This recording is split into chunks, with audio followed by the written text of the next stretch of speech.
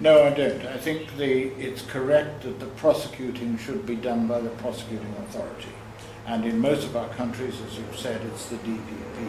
And indeed, in most anti-corruption laws, the prosecution of an anti-corruption offence can't go ahead unless the DPP consents to the prosecution. I think that's a valuable safeguard against oppressive prosecution. As regards the independence of the body itself, it's right, if I may come back, it's right that the head should be appointed by the head of the administration, and in most countries that's the Prime Minister. After all, it is part of the administration of the country, and the Prime Minister is head of that administration, so it's perfectly correct in my view that the appointment should be done that way. As for the parliamentary committee, I have a little misgiving about that in Mauritius. Our politicians naturally, in all our countries, can't resist wanting to get into the detail of investigation.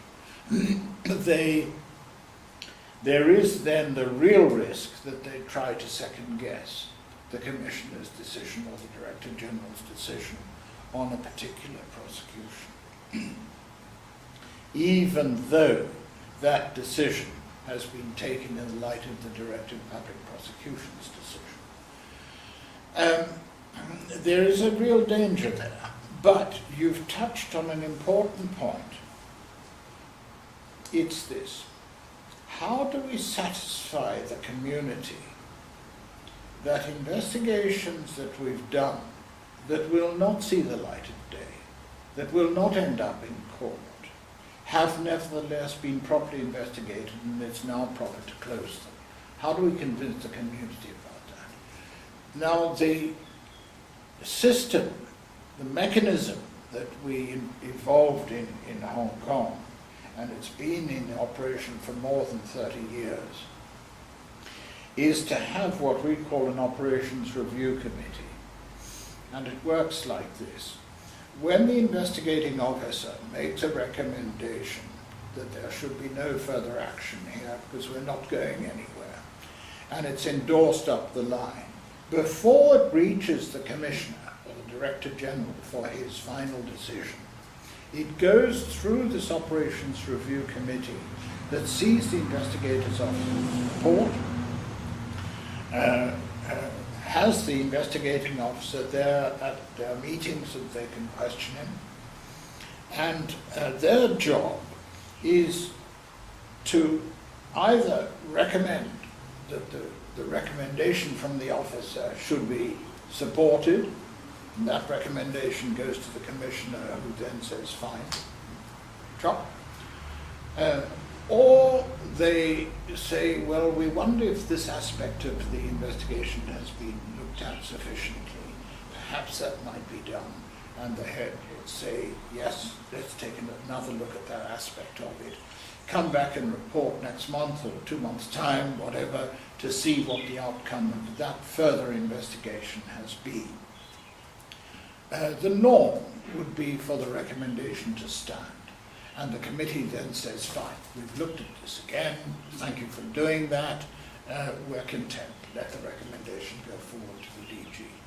Now, the work of that committee is obviously highly confidential because these are not matters that are going into the public domain. We have found that it is an invaluable support to the ICAC in building up public confidence, because the people of this committee are known. They are respectable, well-known people in the community, their appointments have been gazetted, and it works like this. The chap in the street can say to himself, I know these fellows. If these fellows think that the ICAC has looked at these things, done a proper job, and that it's now proper to close it, if they're content, I'm content. That's how the mechanism works. Because you can't lay the investigating file open to the general public. Do you realise that in Mauritius, being a small island state, finding such persons are quite difficult? Well, it might be. I've heard that objection made in countries that are just as small as yours. I don't buy it, really.